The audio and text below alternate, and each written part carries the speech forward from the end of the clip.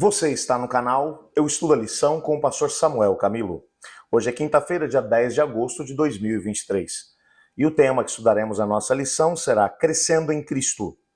O texto que serve como base para o nosso estudo, Efésios capítulo 4, verso 14, que diz assim: Para que não mais sejamos como meninos, agitados de um lado para o outro e levados ao redor por todo o vento de doutrina, pela artimanha dos homens, pela astúcia com que induzem ao erro. Antes de podermos nos aprofundar no estudo de hoje, eu gostaria de convidá-lo para que pudéssemos orar juntos, pedindo que Deus possa ouvir cada um dos pedidos que foram enviados para cá, para a nossa comunidade de oração, e ao mesmo tempo aqueles que estão aí no seu coração, também no meu. Vamos orar? Obrigado, Senhor, por sabermos que nesse momento falamos e somos ouvidos. Acreditamos realmente que o Senhor tem respostas para cada um de nós. Por isso, ousamos, em nome de Jesus, entrar na Tua presença de forma ousada, clamando para que o Senhor possa nos ouvir. Somos nós, Teus filhos, meus irmãos e eu estamos aqui para poder dizer que acreditamos que o Senhor tem bênçãos para nós. Então nos ajude a podermos entender aquilo que é o caminho que devemos seguir e nos dê forças para irmos na direção proposta por Ti. Ajuda-nos a podermos viver na Tua presença. Fale conosco também agora através da Tua palavra, pois é em nome de Jesus que oramos. Amém.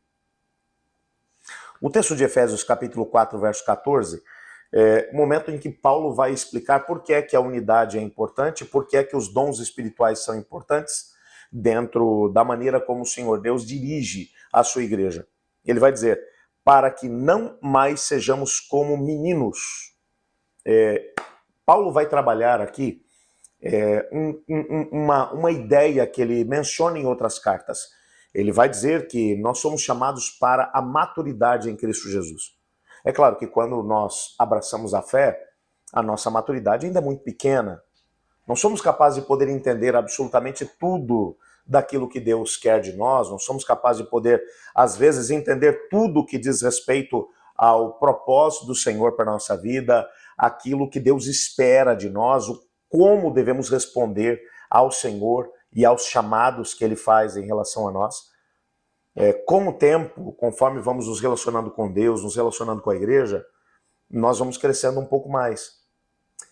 Às vezes, nesses 21 anos de ministério, eu tenho visto algumas pessoas que, por qualquer coisa, qualquer situação que sai daquilo que era o esperado por parte deles, eles dizem, estou escandalizado, eu não vou mais à igreja, não quero mais saber daquela comunidade, não quero mais saber de pastor, não quero mais saber de liderança da igreja, estou abandonando tudo. São pessoas que são imaturas em termos espirituais. São pessoas que se permitem, de alguma forma, ser conduzidas ou dirigidas de acordo com os ventos que sopram daqui para lá. Às vezes são as angústias, as dificuldades, pessoas que, quando passam por vales escuros e sombrios de dificuldades e problemas, acabam naufragando da fé. Tudo isso demonstra, de alguma forma, a imaturidade cristã.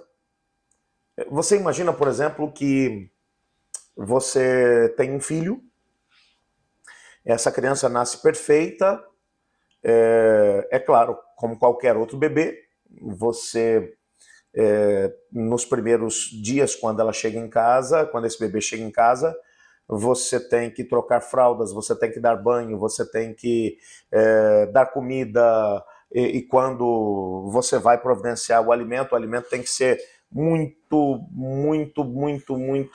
líquido ainda, porque o bebê ainda não tem dentes para poder mastigar aquilo tudo, e tá tudo certo, faz parte do processo. O bebê chora quando ele está com fome, quando ele está com sono, quando ele quer atenção, ele faz birra, ele faz manha. Tudo isso faz parte do pacote. É uma criança que é imatura e está tudo certo. Faz parte do pacote.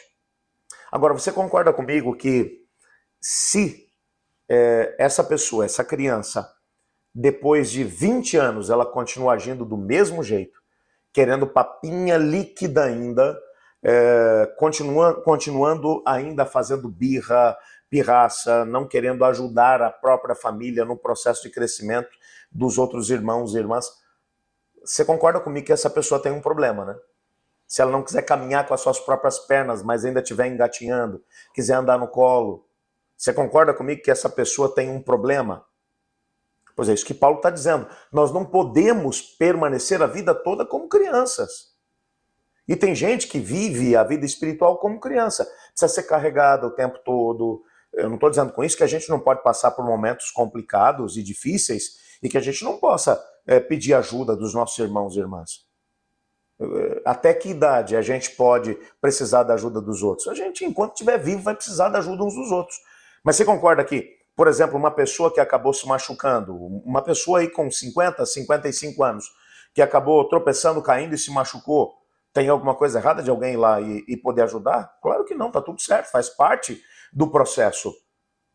Eu estou falando de gente que não quer caminhar porque ou que não cresceu, que não se desenvolveu, que ainda engatinha ao invés de caminhar, que não é capaz de comer comida sólida, é só papinha. Em termos espirituais, a gente está falando de pessoas que não crescem, é gente que passa a vida toda vivendo de forma imatura. Gente que não vive com responsabilidade espiritual, que não entende que Deus não nos chamou apenas para que sejamos abençoados, mas para que sejamos abençoados e nos tornemos em abençoadores. Que façamos parte do processo de Deus. E eu quero que você compreenda que hoje, no mundo espiritual, dentro das igrejas, nós temos muita gente que se nega a crescer. Crescer, às vezes, dói. O crescimento exige responsabilidade. O crescimento faz com que você entenda que você tem responsabilidade com os outros e não apenas os outros contigo. O filho, que responsabilidade? O bebezinho, que responsabilidade que ele tem com o pai? Nenhuma. Ele tem, quando ele chora, é o pai e a mãe que correm para poder dar o alimento, que ajudam no banho, enfim, que trabalham para poder entregar na mão tudo aquilo que ele precisa. Conforme a gente vai crescendo, a gente vai tendo a oportunidade de poder ajudar outros que estão no processo de desenvolvimento. É isso que Paulo está dizendo. Ele também vai usar aqui uma outra imagem. Agitados de um lado para o outro e levados ao redor do mundo por ventos de doutrina. Naquela época de Paulo, e Paulo foi um indivíduo que viajou muito, né? Inclusive quando ele estava indo para Roma, quando ele escreveu essa mesma carta, lembre-se que ele passou por uma tempestade, um temporal que durou 14 dias, no olho de um furacão, até que o próprio navio acabou naufragando. Quando você pensa nos navios da época de Paulo, todos eles se locomoviam através de dois elementos que haviam dentro desses barcos. O primeiro deles eram os remos. O segundo elemento eram as velas, que eram levadas de acordo com os ventos que sopravam. Então, às vezes, o barco ficava ancorado durante um dia ou dois até que os ventos mudassem de direção, então o barco poderia seguir na direção que eles tinham que seguir. O que Paulo tá usando essa mesma ideia para dizer que existem ventos de doutrina soprando por todos os lados em todas as épocas. Ensinamentos equivocados por parte de algumas pessoas com segundas intenções, querendo desviar as pessoas do caminho do Senhor. Se você não tem responsabilidade, se você não se aprofunda no conhecimento da verdade de Deus, daqui a pouco você começa a ser levado de um lado para o outro por doutrinas errôneas e espúrias. Eu tenho encontrado algumas pessoas que têm vivido dessa maneira e que quando escutam alguma coisa, e hoje com a questão da internet, isso tem virado uma verdadeira febre. Tem gente que só consome o que vão ver em sites ou em vídeos de algumas pessoas.